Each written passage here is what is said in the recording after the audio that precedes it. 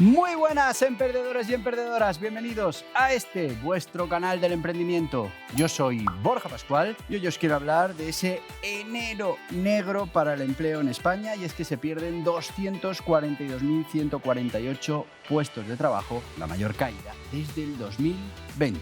Te lo cuento.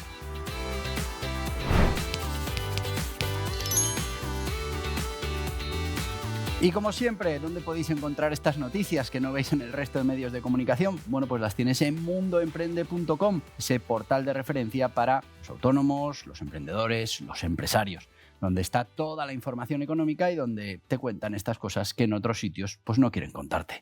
En este caso, que enero negro para el empleo en España, se pierden 242.148 puestos de trabajo, la mayor caída desde el 2020.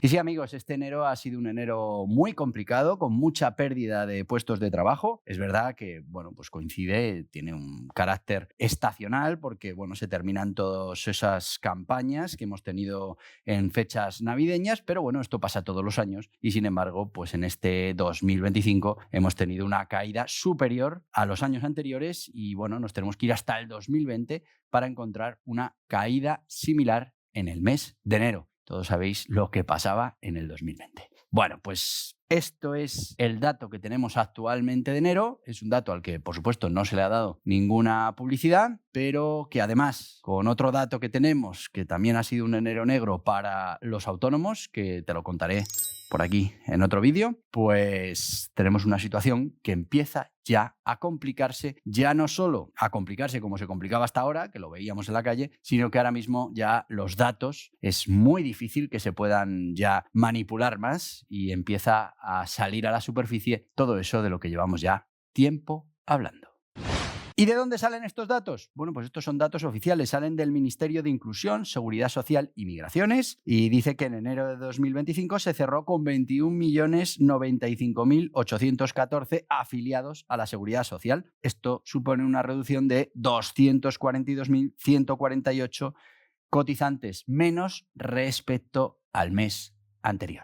Estamos hablando de un descenso del 1,13%, que es el más pronunciado, como decíamos, desde 2020, cuando se perdieron 244.044 empleos. ¿Y dónde está la mayor caída? Bueno, pues en nuestro mayor sector, en el sector servicios. Estamos hablando de un 75% del total, que equivaldría a 183.398 afiliados. El paro, que ya sabéis que no es exactamente lo mismo que la reducción de esas cotizaciones a la Seguridad Social, bueno, pues el paro también registró un incremento, sumando 38.725 personas en enero, lo que eleva a los desempleados, según las cifras oficiales, a 2.599.443. A eso añádele un milloncito y pico, y no te equivocarás, que son todos esos que hemos disfrazado en las cifras.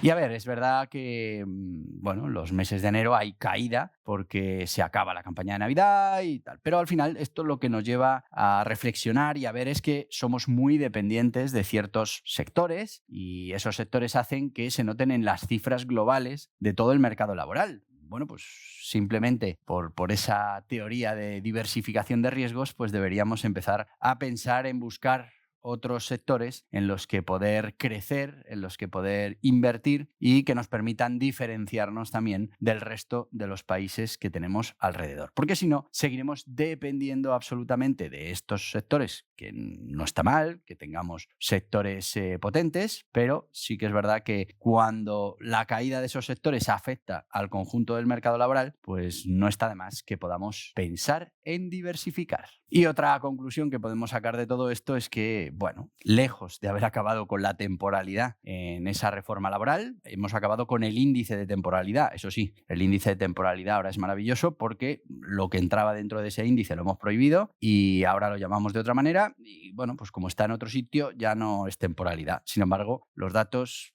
al final terminan saliendo. Y es que, claro, cuando somos tan dependientes de estas campañas temporales, pues al final nos damos cuenta que seguimos teniendo muchísimo empleo temporal. Así que mucho empleo temporal, mucha precariedad. No hemos solucionado absolutamente nada con esa reforma laboral, que lo que ha contribuido es a que ya no podamos comparar cifras porque ahora medimos cosas diferentes.